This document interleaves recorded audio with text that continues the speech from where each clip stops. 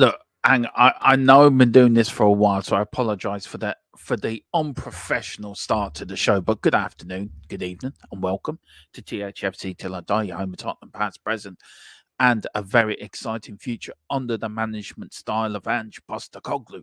as we never stop.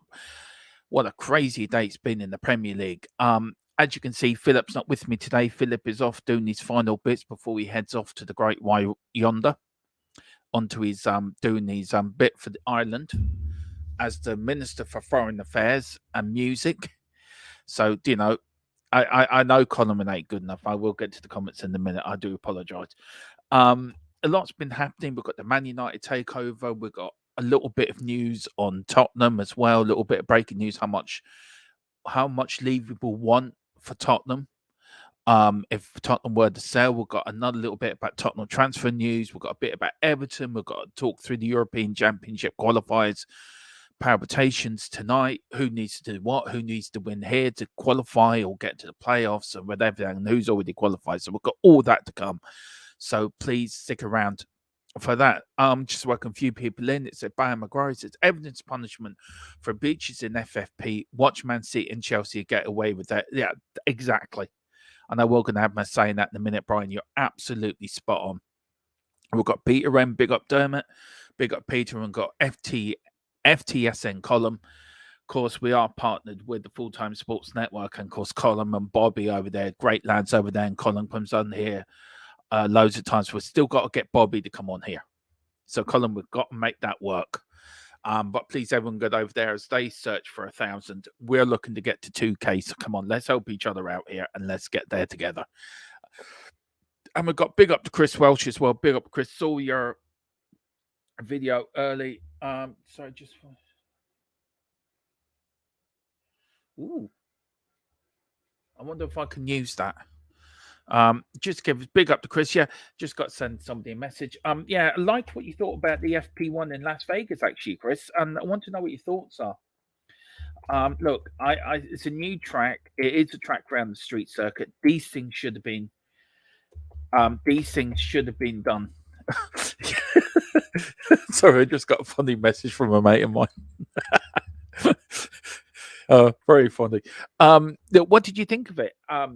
What did you think of that? And do you think it looks bad for Formula One? Do you think this looks bad for Las Vegas? Chris, let me know. And also the boxing yesterday, we got the unification fight the 17th of February between Tyson Fury and Usyk. And of course, we've got the massive fighting on the 23rd from Saudi Arabia as well, where Wilder is going to fight Parker. We've got AJ fighting on the same bill. Miller's going to fight. James Miller is on the same bill. There's a few British boxers on that bill as well. We are going to do a watch along to that. I think me and Colin, I have to speak to Colin how we're going to do it, but we're going to do a watch along for that, and we're definitely going to do a watch along for the Usyk fight. So if you can't afford the pay-per-view, you will get it here on THFC Till I Die, as well as Full-Time Sports Network. So don't worry, we have you covered for boxing before Christmas. We've got you covered for the boxing in February. We've got you covered for Formula One as well, the start of next season. And also the rugby, the Six Nations as well. Me and Philip are going to cover the Six Nations here, as well as all your Premier League football on the Sunday and all the Tottenham stuff as well. So as we look to expand our brand and move forward and try to get even bigger than we are in 2024 as we march on towards getting bigger before this time next year. We want to be really touching 3K this time, 4K this time next year. That's my aim. But big up Chris as well, and love the stuff you're doing, everyone. Chris, please put your name at your channel in the chat so people can get over, and please like and subscribe and support him. He is a great lad, nice lad, Liverpool fan as well, but a great lad, like Colin, very, very respectful of us being Spurs fans, but very, very good footballing people to talk to, and you can talk about football to them. So big up to them. Chris says, I did a video earlier on Las Vegas incident. It should be cancelled. Circuit clearly not fit for purpose yet. Even if a drain cover has been let loose, that's dangerous enough. It is. And we all know, Chris, money talks. It talk in any way or shape of sport. We know money talks. There's too much money being put into this. There's too much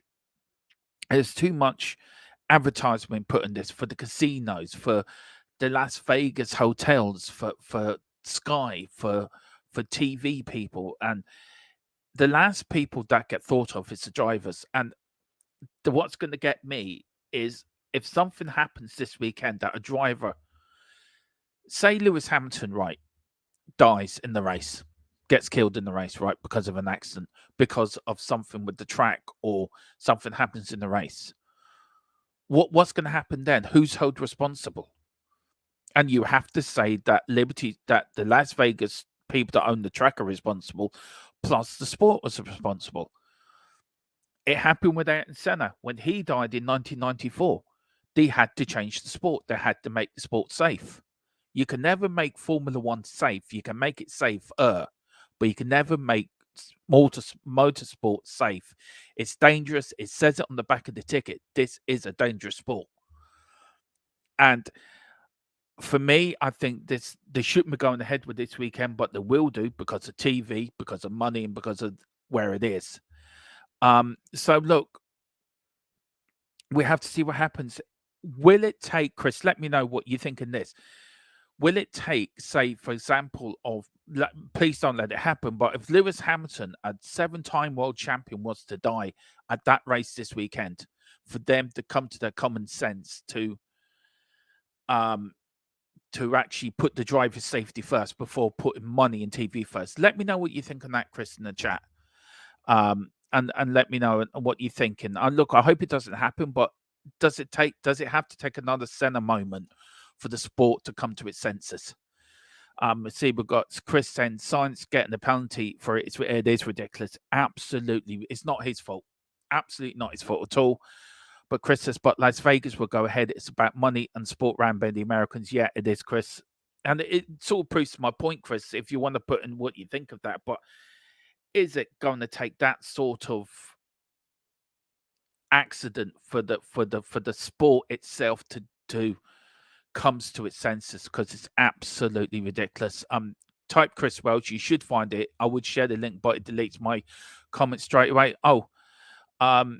Colin says I can improve it. There you go. And he says that's all it's going to take is one again instant driver. But it is. And look, if it's a driver that's not so famous, it's going to be like, say, Riley Ratzenberg passed away, and then at San Marino on the Saturday before Senna passed away. Yeah, everyone would have been sad. There would have been a minute's silence, and Formula One would have rolled on to Spain.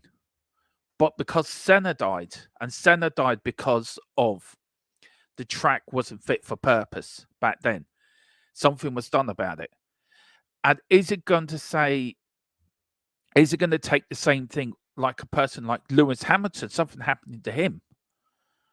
Because he is the face of Formula One, because he is the 7 times world champion, for the sport to come to its senses. And it's the same thing with football and VAR. Is it going to come? I mean, I was watching the debate this morning between Simon Jordan and Martin Keown and Jim White on TalkSport. And I found, look, there's 2 people I don't like on Talk, 3 people I don't like on TalkSport: Jason Gundy, Rory Jennings, and Martin Keown. All of them talk shite. The 3 of them together, you should go into a room together without being on the airs and just talk to one another, because they all talk shite. And he was looking at just from an Arsenal perspective, looking at it from an Arsenal point of view. You know, we all heard the VAR. It doesn't matter which team you support. If you cannot say 100% that ball is out, you got to go with the benefit of the doubt. You've got to go towards the attacking team. And for what Arteta said and for what Arsenal said afterwards, they owe the PGLMO an apology, and Arteta should be done. He should be fined or whatever for what he said, because what he said wasn't helpful. We all know VAR isn't perfect. We all know VAR's going to make more mistakes for the season is out. We all know that. We know that the Premier League should have followed the European leagues, the UEFA Champions League, the Europa League, the Conference League, even the World Cup with the chip within the ball. Then that will give you an idea if a ball has gone out or not. And there is technology that can be used for that, and it should be used for that. But just to go on about an agenda about that, it was the teams that voted against it. So who's at fault here? You can't have it both ways. You can't complain about something you voted against bringing in. And I think the managers and owners of clubs really have to take a hard look at themselves. If it's good enough for the rest of Europe, why is it not good enough for the Premier League? Explain that to me. It's a system, we know it works. We've seen it used in the Champions League and offside, and it does work, and it's effective. It's quick, it's easy. It's going to be the right result. Everything else, penalties or sending offs, are open to mistakes, and we all know that referees and VAR people will make mistakes. The Newcastle thing, they had no clear evidence of either the ball going out or the foul on the Arsenal player, who we all know in the past has actually made more of them, who's sort of dived a bit when it comes to them decisions. Now, what would you do if you're the referee? Would you, if they have said, yeah, it wasn't a goal, right, and it proved that the ball hadn't gone out, then Newcastle wouldn't have been up in arms. So you go with the attacking team. It's the same with the offside rule years ago. If you weren't sure, you went with the attacking side. And it doesn't matter. Arsenal shouldn't come out and complain. They've got more VAR on their sides than anybody else in the league. You can count probably Man United and a few other teams in that. But what he said, he is right to be charged, and he should be apologised. He should be apologising to the people who he was having a go at. So I think personally, I think Arsenal went over the top. It's okay backing your manager, but they went over the top on what they were doing and what they said in their statement afterwards. It's absolutely ridiculous. We've got Chris saying, I said this about Belgium in dangerous wet weather and others. They cancelled Imola for floods this year, not Belgium and Las Vegas. I know. Chris, I don't know. I can't see why the Premier League doesn't go for the best tech available. The money's there. It wasn't the Premier League. It was the teams that voted against it. It was the managers and the CEOs who meet in these meetings voted against it, Peter. So you can't vote against something, right? And then think, oh, no, we should have done that. Well, you should have voted in when you had the chance. So what's the point? Well, look, let's get on with that. That's everyone in the chat. Big up to everyone. Let's get on with what's in the news today. And of course, we start with this bit of breaking news. Everton have been found guilty of FFP charges as Premier League make huge points deduction decision. Now, this really shocked me this morning. Look, this is what happened. Everton have been deducted 10 points after being found guilty of breaching financial fair play FFP rules. Sean Dyche's side currently sit 14th in the Premier League, having secured 14 points, but a deduction would see them drop down to 19th, which is now done. It's now been immediate. So they're now joint bottom at the moment. They have appealed it, though. And in the table, Kieran 14 points, but essentially would see them drop down to 19, 11 points, but bottom of the table, Burnley.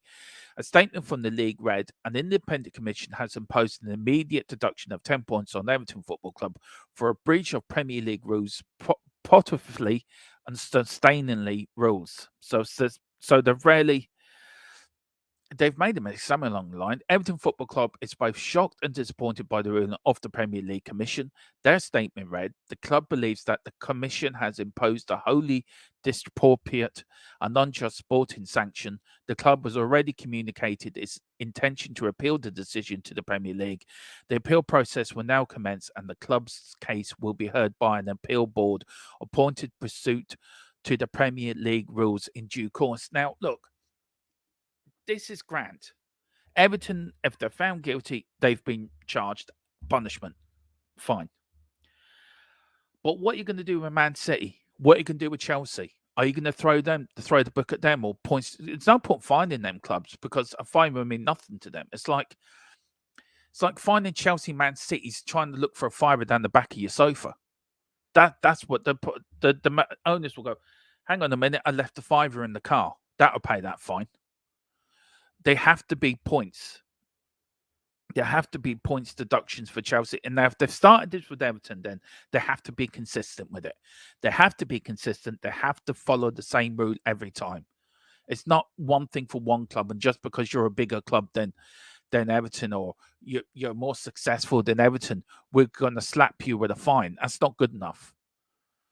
If it's good enough for Everton, then it's good enough for Manchester City and it's good enough for Chelsea. And I think that's where they need to go. It's really ridiculous. this. And look, I feel sorry for Everton. I really do. But I think they've got enough about them to stay up this year. I don't think they will go down. I don't think these 10 points will be as bad for them in a relegation fight than a lot of people think they will. I mean, there were 14 points. So, look, I think they've been playing really good recently. So, I don't think it should affect them. We've got a better goal difference than everyone else down there. They're on -3. So, I think they will be all right. I think Everton will be fine. We've got Peter M. I would have done that one. We've got Wayne. Good afternoon. As far as Arsenal are concerned, it was in. Not seeing it, but Arteta needs to stop being a bitch. Yeah, I agree with you. He does. And so does Martin Guillaume as well. He's another one. I can accept Arteta being mad just after the game, but why did the club then put his or yeah, exactly. Absolutely, exactly. And Peter said, thanks for putting me straight on that. Look, I think it's ridiculous myself. I really do. We've got Chris. That this will annoy people. It's the official. It's the officials, not the technology. And look, Chris, you're right. VAR is run by, how can I put it politely, monkeys. It's like letting gorillas in from Planet of the Apes, right, to run the VAR. They probably would do a better job than the officials we got now. The officials at the moment are not good enough. They're nowhere near good enough to what they were 10, 15 years ago. But on the hindsight of that, and the flip side of that, the Premier League will offer technology to make their job a bit easier. And they didn't accept it because it would cost them money. Well, if it's good enough for the Champions League and the Europa League and the Conference League and the rest of Europe, it should be good enough for the Premier League. If we're supposed to be the best league in the world, we've got, as a league, we've got to have the top and latest technology in our game to make it more easy for the referees. At the moment, it's not easy for them, and it's not. And I feel sorry for some of them. VAR is making an absolute hash of it. Everton are a low-hanging fruit. How about going for the big guys, City and Chelsea? Exactly, Peter. And it's like I said, they've got to be consistent in this now. They've got to be consistent. They've got to now. If we're going to deduct 10 points of Everton, we're going to do the same with Chelsea and Man City. But they know full well if they deduct them points, they know they're going to get the best lawyers. They're going to get the best attorneys, and they're going to find a loophole to get out of it. So, do you know what I mean? They've got to be more strong with these teams. And look, we all know at Chelsea have been done for FFP, and so have Man City. So they have to be done. But you say that to a Chelsea or Man City fan, they say we've done nothing wrong. It's a vendetta against us, like Man City say. It's the league against us. Everyone's against us. Well, you shouldn't have broke the rules in the first place. When we broke the rules, we got done for it. So Tottenham got punished for it. We took our punishment. Okay, we got back into the FA Cup and got our points back, but we got fined. We just have to see what happens, but they have to be consistent with this. This is where the Premier League has to be strong. They have to be consistent. It doesn't matter if you're or a small club, say like Burnley, or massive club like Manchester City. If it's right for Everton, it's the same for Chelsea and Man City as well. We've got Wayne Bonner said that find Everton guilty. They should find Chelsea and Man City guilty. No excuse. Exactly, Wayne. It's what I've been saying. We've got Peter M saying good afternoon, Wayne Bonner. And then we've got Chris saying Everton get deducted for transfer failures on the pitch, while other certain clubs will be sat in the naughty step for 1 minute. Premier League has their favourites. Yeah, of course they do. Of course they do. We've got Peter, and given that around 37 points. Yeah, do you know what, Peter? I was thinking that today. Somebody said 30. But maybe you're probably spot on with 37 points will be enough to stay up. I don't expect Everton to go down. I don't either. Unless this has a really bad effect on them. This could have a really bad effect on the morale. If they don't win the appeal, what happens then? Does that affect the team's morale? Does it affect the team's motivation and whatever? And if you go into a few run of bad defeats, are you then scrambling around again, fighting a relegation battle? But I think Everton have enough to stay up the season. But 37 points, I think, should be roundabout the safety point. I think Everton can afford a first-class lawyer too. Maybe their appeal will succeed. Maybe it will. And we've got Dan Davenport as well. Big up, Dan. Hey, Dermot. Are you looking forward to the Las Vegas F1 race this week? I am. I think it shouldn't be raced because of what happened today. I think the race should not be going ahead at all. I don't feel, as Chris says, Welsh said in his brilliant pre-record he done on it, the track is not suitable. It's not safe enough. And if you've got manhole covers or hole covers coming off into cars, wrecking cars, then it's not good enough. And look, as much as I love my Formula One, I love my racing, the safety of the drivers has to be put first. And at the moment, it's not. So, yeah, I am looking forward to it, Dan, but I don't think it should be raced there this weekend. And yeah, we've got Peter said Everton made a mistake by cooperating with the Premier League over the charges. City and Chelsea will not, but go into exactly. Everton thought they were doing the right thing. Look, we'll cooperate with you, and then we'll see what happens. And then they get hit with this. City and Man City say we're going to have nothing to do with you, and then they find a loophole somewhere along the line. Oh, we get out of it. It's ridiculous. It really is. Las Vegas came a year too early. Yeah, exactly. I'm not an F1 fan, but loose manholes are a danger on an ordinary road, let alone on this racetrack. And Peter, these cars are running so tight to the road, so tight, so close to the road that it's like a vacuum. The only way I can describe it, do you know when you hoover your house, it's your vacuum cleaner that sucks up the dirt. That's what a Formula One car's doing, especially with these ground effects. It's sucking the car to the ground because of the downforce it's generating. And the only way to describe a Formula One car, it's an aeroplane. Formula One cars use wings the opposite way round than airplanes use their wings. So basically, if you put a Formula One car wings the right way up, it could drive on top of a tunnel because of the downforce. So yeah, look, it shouldn't be raced there. And Chris says Verstappen 99% show, 1% racing. I agree with Max Verstappen. I don't agree with them all the time, to be fair, but I do agree with them some of the time, and I do agree with them with that. Right, let's get on with the other bit. Look, I've got another bit of breaking news as well. We have the Man U, so Jim pretty much done thing now. He's buying 12.5% of the Glazer shares and 12.5% of stock shares at $33 a share. So that Jim Ratcliffe's buying of the club, I think it's 1.3 billion for 25% shares of Manchester United. I think it's all going to go through fine today, and I think that will be I think, announced sometime over the weekend, I think. I've got a little bit of news here. Daniel, now, we said last night that the Qatari Jazim Sheikh Jazim is looking to buy Tottenham Hotspur. There's one of a number of clubs, but Tottenham are top of that list.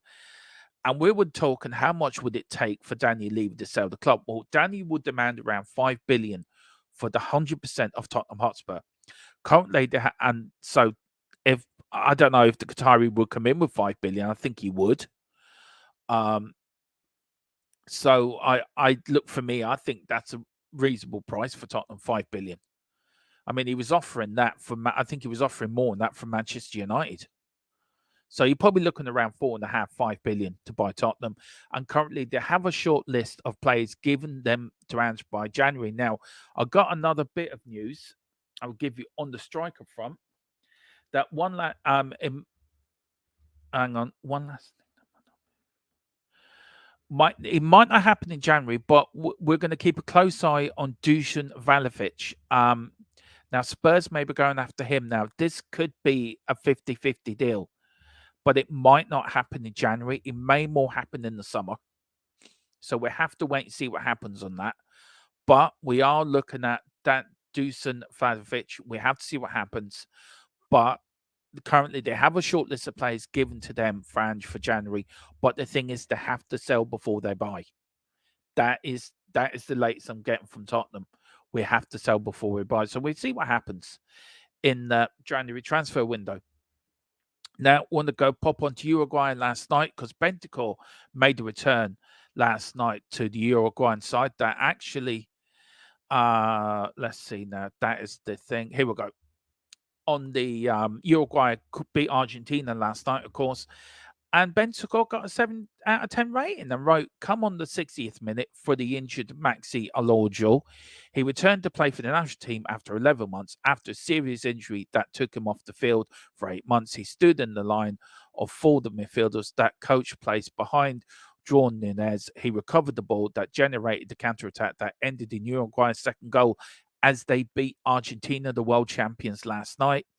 Also in that game as well, playing on the opposite side, of course, was our own Christian Romero. Now, Christian Romero, naturally, media reports and ratings often subjective. In fairness to Romero, he did score one of the highest ratings in the team. Media outlet TYC Sports was on hand to rate the Argentinian players, and they gave Romero 6 out of 10 commentating. I mean, to lose the Battle of River Plate is bad enough. You know, that game is as old as the hills. Argentina, Uruguay. It, of course, was the first World Cup final, which Uruguay won 4-2 back in 1930. They didn't play against each other again in the World Cup until 1986, which I think was about 54 years later, which Argentina won 1-0. I wasn't Maradona that scored the goal. I think it was Pascali scored for Argentina in a 1-0 win. Of course, on no way to win in the World Cup in 86. But that game is always high tension, the Battle of River Plate. It really is. So, look, a good win for Argentina. And Brazil lost to Colombia last night as well. So the two big Argentinian teams, South American teams, lost last night. So things looking quite interested in the qualification for the World Cup. Let's go on this one. Man United legend. I was also reading today. Portugal finds it hard to believe the Glazer family will take a backseat incoming minority owner Jim Ratcliffe. Innes founder Ratcliffe is close to finalising a deal which will see him take 25% stake in the club.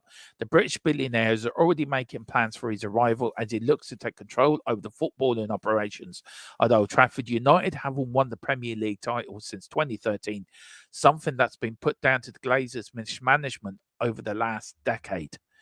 So, look, we have to see what happened. Portugal, very good player in his day.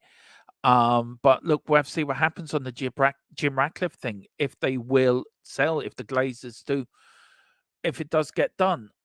Look, I have my doubts. I know everyone is saying it's going to be done, but I just have the sneaky feeling something's going to crop up in the last minute. Is he going to buy out the Glazers eventually? I actually don't know, Peter. I really don't know. I'll have to ask Colin that. Colin would know more about that than I would. I doubt it. I don't think he's got the backing to. But we have to see what happens. But I don't know. I just think they're toned down nearly 7 billion from the Qataris just to walk away from the club. We'll wipe out the United States. We're building a new stadium and everything. I don't know. It's a weird one. It really is a weird one. We've got Tequila 316 big up. It says hello. We've got Tequila. Doubt Levy will pay up. 5 billion sounds right for Spurs, if not a little generous. Levy, of course, will start high and then talk. I find lower fight. Yeah, I think. Look, I feel Tottenham could be sold for 4.5 billion, around 4.5 billion. I think that's where the final price will lie. You are right, Peter. There will be loads of talks over this, but I think 4.5 between 4.5 billion will be enough. Tequila says, same old crap, Domo. Gotta sell before we buy. Levy continues these lies. Well, look, we don't know that. It's only a report. We've seen it on Twitter. And look, I haven't got it fully confirmed yet, so we have to wait and see. But if it is, it's very worrying. But we got players to move on in January. And I think we did well in the summer. We just got to double down in it now in the winter, in the January window. And like we did it with Bentancur and Kulu when we bought them under Conte's first year in charge, it got us Champions League football. So let's see what happens. We've got Peter says, great result for Uruguay last night. It was a fantastic result for Uruguay last night. Absolutely over the moon for them. Boo-hoo for United. Not won the title in 10 years. We ain't won it for 60. No. Anyway, I'm going to start crying in a minute for United. United have had more success than most clubs can dream of. Time for other clubs to have a shine. Well, I think you could say the same thing about Man City as well, to be fair. They've had more success than most teams have had. So, look, it's time for them big Manchester clubs just to go down the pecking order a little bit and just go away and be quiet for a while and let Tottenham shine. And Chris said, if it can work, if it can work, if they get a proper director of football and remove the Glazers from dealings on the pitch. And it's the same at Tottenham. If we can get Levy out the football inside, just right, Daniel Levy, you go and concentrate the business side. Let football people manage. That's why Man City win stuff and work, because the owners do owner stuff, but they've brought in footballing people at Manchester City to do footballing stuff. That is why Manchester City are successful, because every department of Man City knows what the next one's doing. It's like a well-oiled machine. This is why Man City are successful, because the owners stick to owner stuff, and the footballing people they've employed do footballing stuff. That's why it works. Yep, City had more than enough too. Yeah, that's true. City's success is reason older fans would have suffered a lot from the 1980s to the and that's true, Peter. Man City did Man City go down to the third division back in the day? I think I was young, and I was a young lad when I'm not. Was it the second division or the third division they went down to? Maybe the Peter or Tequila can let me know. Maybe let me know on that. But Man City got it spot on, where the owners do owner stuff and they've employed football people to do football and stuff. This is why United City are successful. This is why the likes of Liverpool were successful, because Liverpool owners brought in footballing people to do football and stuff. This is why we weren't successful. This is why other clubs were successful, because the owners did owner stuff and they employed the right people to do the stuff, the football inside of the game, that knew what they were doing. Owners weren't in charge of buying players. Yeah, we all know at the end of the day, anything due to the club is going to be signed off by the owner. We all know that, by a director of football, and the owner puts his signature on it. But he should be the owner should be confident enough to trust the director of football or the chief scout or whoever's in charge, that if they say we're going to buy this player for this amount of money, just put your signature share. That's good enough. That's what it should be. Instead of the owner said, do you know what? Let me talk to him. I want to get another 5 million off. It doesn't work. And this is where you end off. You don't buy players and players don't come to your club, because they're looking, they're thinking, why would I want to go to a club where it's a mess? But I want to go to a club where it's well organized. And that's what Man City are. As much as we all hate them, as much as we all frustrated that they're winning everything, they're a well organized club. Yes, they've got money to back it. Yes, they've got unlimited funds, but they're using it right, and they've got the right organization. Tottenham are now getting this right organization. They're getting the right people in the right places. Maybe we should have done this a lot sooner. But any club that's successful has the right people in the right jobs. And this is where we have failed over the years. We've let our owner do the football inside when he hasn't got a clue about the football inside. Do you know, you're great at doing business sides. Great. Do that. Leave football into footballing people. That's how you are successful. We've got Tequila saying true people. Tequila saying second wasn't. It maybe was the second equivalent of League One. I think maybe you're right, Tequila. Maybe it's true. They've got some good youth as well. Like Rocco Lewis looks like a great prospect. He does. Yeah, he really does. Yes, City went down to League Two, or which is hang on, let me work that out. That was the third division in 1998, and only came back in the Premier League in 2001. And look, from 2001 to now, so you're looking at what, 20 years. It took them 10 years, right, to get where they were 10 years ago to win the first Premier League. And look what they've done in the next 10 years. But look, except, isn't it, the owner, Joe Lewis, is to blame for giving control to the league? And you're right, David, it is. But you know yourself, and you're well enough to know, you've watched Tottenham an awful longer than I have, and like with Philip Brady as well, and probably you have as well, Peter, and Tequila as well. We all remember that if you look at the great Liverpool sides of the 80s, or you look at the great Manchester United sides of the 80s, United left footballing decisions to footballing people.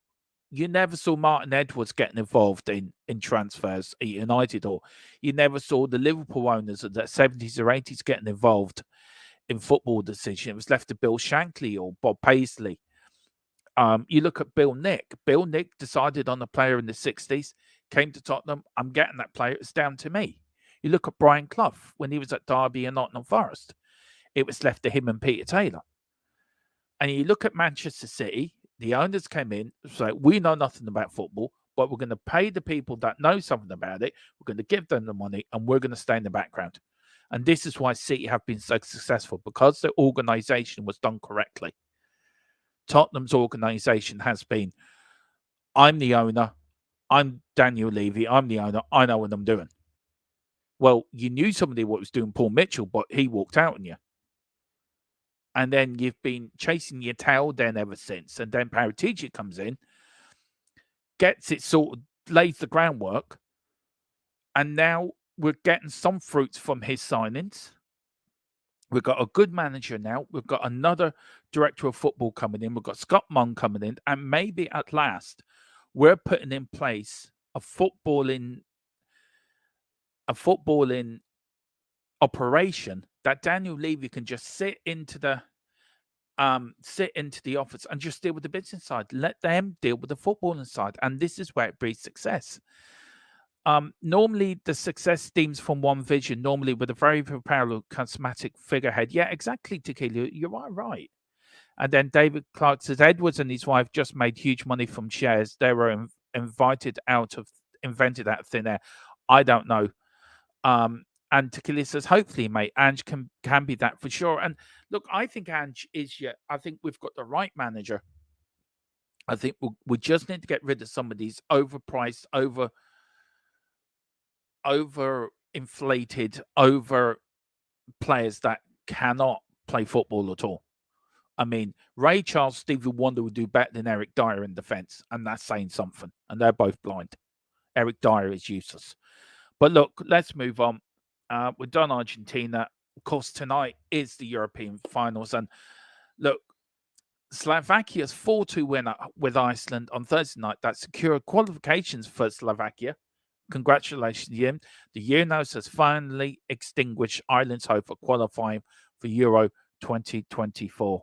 And my words, that is, for love of God, please just go, man. Just go after the Holland game, please. Stephen Kenny, just go. I don't want you in the job. I didn't want you in the dugout for the Holland game. Please. Just you're standing there with your arms folded and your quirky smile. Just go to Lincoln City. You'd be good there. Just leave Ireland alone. You've been absolutely fucking useless.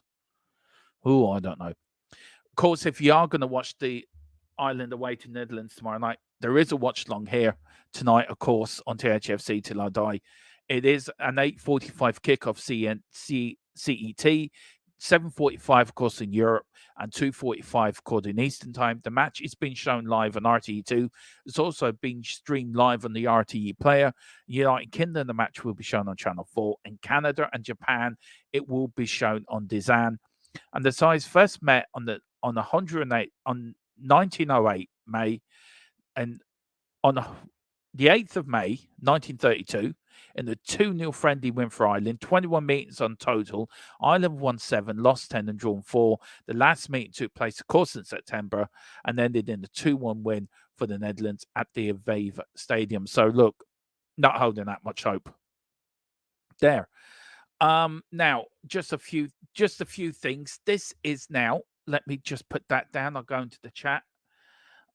We've got hopefully, we've got Peter Wren. We need a better squad, and that is simple. And yes, we do need a better squad. You are right. There is players there that need to go, Peter, and you know who they are. They're the same people that keep wearing their ugly heads every summer or every January. You've got Eric Dyer refusing to go anywhere. Well, if you're refusing to go, we'll cancel your contract. So you've got two choices. Either you go where we tell you to go, or we cancel your contract and you can do what you want then. Don't leave him hanging around the club, just spreading his poison. That's all he's doing. David Clark said, if Ange isn't the answer, then Spurs are a hopeless case. I wouldn't go that far. But look, Ange is the answer, David. So come on, we can be positive on that. We've got Tequila. I don't think I can bring myself to watch England tonight. I don't think I can either. Don't particularly want to watch England, to be fair. It's bad enough you're qualifying for a major tournament and we're not. And it's bad enough you're robbing it in our noses and we're not going anywhere. So just the thought of Southgate ball. Is it that bad, Tequila? Is he that bad? Look, I've always wanted to ask him this, right, Tequila? And this to all the England fans in the chat. Is Southgate that bad? You've qualified for a semi-final in the World Cup. You've qualified for a final of the European Championships, and you've got to a quarterfinals of a World Cup. I would give my right arm for Ireland to do that. So is he that bad? Is Southgate that bad as a manager? Tequila, it's a cure for my insomnia, though.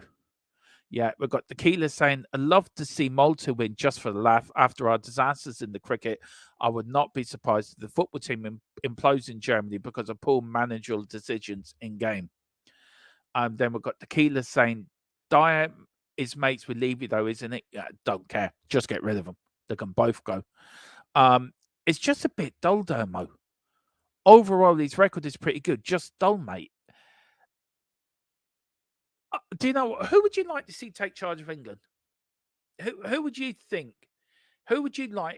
I mean, this goes to you like David or Tequila or Peter, any England fans. Who do you want to take over from Gareth Southgate? I mean, we heard Pep's name being mentioned. Do you think that could be a starter? We've heard Eddie Howe. He could be a starter as well. Who would you like to see take the job, England? Look, I would love Roy Keane to take the Ireland job. Never going to happen, but I would love to see it. But I just want anyone but Stephen Kenny. So glad Philip's not here today. He would have been shouting at me to shut up now. We've got David Clark. Southgate is horrendous. In what way, David, though, and Tequila? What way is he horrendous? Is it his in-game management? Is it the way that he picks his side? Is it the way he sets out his tactics? I mean, for a manager to get to a semi-final, a final, and a quarter-final in 3 major tournaments, I don't think that's bad going. I mean, he's the only manager since Alf Ramsey to take it to into a championship football final. So, why is he that horrendous? What's the one thing that you don't like about Southgate? Let me know in the chat. Why? I mean, I'd love to know, David. Why is he horrendous? You have been so successful under him, and find it very hard that a manager has been more successful or as successful as Alf Ramsey. Okay, he won the World Cup, but Southgate has been more successful than Bobby Robson, who got to a World Cup semi-final in Italian 90. He's been more successful than any other manager you had. What's the one thing that makes him horrendous? I'd love to know. I would love to know. Tequila says, true, Peter, it would be a fantastic meltdown if Malta were to win. Brian's going for Conte for England. Not Conte for Ireland. If Conte was to become Ireland manager, I think I'd just give up altogether. Honest to God. Howe for England. I wouldn't mind Eddie Howe for Ireland, actually, to be fair. But I can't see him leaving Newcastle. Not really. It all feels so corporate, and he doesn't play players in form, just plays his mates. So you've got to So you've got that sort of how can I just? It's a bit like I get you. Oh, it must be pretty depressing to watch then. We require Dyer to expire as a defensive priority. Yeah, we do, Peter. I totally agree with you. Paulie in the out 2125. Big up. Thank you for joining. He says too defensive. Southgate is like Ryan Mason. That was the name I was trying to think of. His favourites no matter what. Chris says Southgate should have already been gone. He's had 3 strikes. He's out for me. We ain't winning Euros. I think Germany are going to win that myself, personally. Southgate has improved England, but in crucial games, Croatia, Italy, France, he can't change the team around to shore up a lead or catch up from behind. Did you get the rhythm? Says Peter. Okay, maybe I did. Well, look, these are some of the what can happen tonight now for Wales. Now, Turkey have already qualified for Euro 2024, as you can see. Croatia will not be able to qualify through the group if they lose to Latvia and Wales win. Armenia will not be able to finish in the top two if they lose to Wales, and they will suffer the same fate if the draw and Croatia win. Latvia are not able to qualify but can play a part in who reaches Euro 24. It's getting very, very, very complicated now in Wales group, and it's tight as anything. Then you've got group, because England's group, England have already qualified for the European Championships, but you can see Ukraine there, 3 points ahead of Italy. The second qualifying spot will go down to the final day when Ukraine take on Italy, regardless of Italy's result against North Macedonia on Friday. So that will be a big game. I tell you what, me and Philip were talking about doing watch-alongs. We may do that one, Italy-Ukraine. We may do that one if I can find a stream for it, because that is going to be absolutely unreal. It is going to the final of that. So let me know. It'll be the first time, I think, also that Italy have failed to qualify for two major tournaments since 1960. So let me know what you think. Let me know who's going to qualify at that group. Look, I would say Italy, but you can write off Ukraine. You really can. And then, of course, we've got Albania, Czech Republic, Poland, Moldova. Albania will qualify for 24 if they avoid defeat to Moldova or if Poland beat Czech Republic. Czech Republic will qualify if they beat Poland and Moldova fail to beat group leaders Albania. There you go. I hope that's made it clear, because it's not for me. I'm still confused. And then, of course, we've got Slovenia will qualify if they beat Denmark. That's a very tight group. They can also qualify if Kazakhstan lose to San Marino. Well, look, to be fair, I don't think San Marino are going to win. They've played 8 and lost 8. They've only scored 1 goal. So I don't think San Marino have a hope in hell of beating Kazakhstan. But you never know. Or if they draw with Denmark, Kazakhstan fail to win, Denmark will qualify if they beat Slovenia, or if Kazakhstan fail to beat San Marino. I'm more confused. I hope you lot are getting this, because I'm totally confused by it all. And then these, of course, are the teams that are qualified: Belgium, France, Portugal, Spain, Scotland, Turkey, Austria, England, Hungary, and Slovenia, as well as host Germany, have all already stamped their ticket to the tournament. Over the next week, another 10 teams will confirm their places on the plane, plus the playoff places as well. If you're wondering who's playing tonight, guys, we have England, of course, against Malta at 7:45, and Italy versus North Macedonia. Now, if North Macedonia beat Italy, then does that mean Ukraine qualify then? Who knows? But that's tonight. Also tonight, we've got Moldova against Albania at 5, Poland versus Czech Republic at 7:45, and of course, we've got Denmark, Slovenia at 7:45, Finland versus Northern Ireland at 5, Kazakhstan versus San Marino at 3 o'clock, which is probably round about now, I think. But listen, guys, that is the end of it. I'll go through the last few bits of chat. Who's in the chat there? We've got Tequila. Tequila, yes, they're really likely. Pete says Tequila, keep saying Pep, LOL. Pete says, if Italy fail to qualify, I reckon Conte will come back as manager. Do you know what? I don't think Conte will take another manager's job. I think he's done with football. I'd be really surprised if he does come back. I really would be. Tequila said, would have thought Poland would be doing better. Yeah, so would I. But look, it shows you.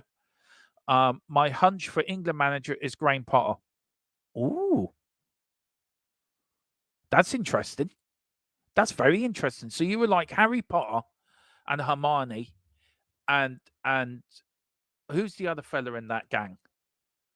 You've got Harry Potter, you've got Hermione, and who's the other fella in Harry Potter? You've got Harry Potter, Hermione, and Ron Weasley. Ron Weasley as the England trio. What do you reckon, Peter? Would you like that? Would you like that, would you? Would you like all Harry Potter being the England manager, would you? And have Hermione as his second in command and Ron Weasley in there as the trainer. What do you reckon? And big fall from grace for Italy. Do you think? Yeah, it's a massive fall from grace for Italy, to be fair. It is. I can't see Italy qualifying for that myself. I think Ukraine will have the thing on them. And then it's a big ask for Wales. I can't see Croatia losing to Latvia. These European Championships has been very fun in these qualifiers. Anybody can beat anyone. We'll have to see what happens. But listen, guys, we are going to leave it there. Peter said, thanks, Dermot, for a great solo performance. Well, thank you. I don't like doing these on my own. I get very nervous. But I'm glad I do them, but I do. I get very, I like working off somebody so I can have a joke and a laugh. But look, I've got to keep you people happy. I've got to keep the members of the show happy. So please hit the like button, hit the subscription. Please hit that like button. It's so important. It does so much for our algorithm and gets us out there as we're on the march for 2K. As I said, we're looking to get to 2K before the end of January. That is our aim. I'm looking to get to 3K or 4K by the end of next year. That is my aim for next year.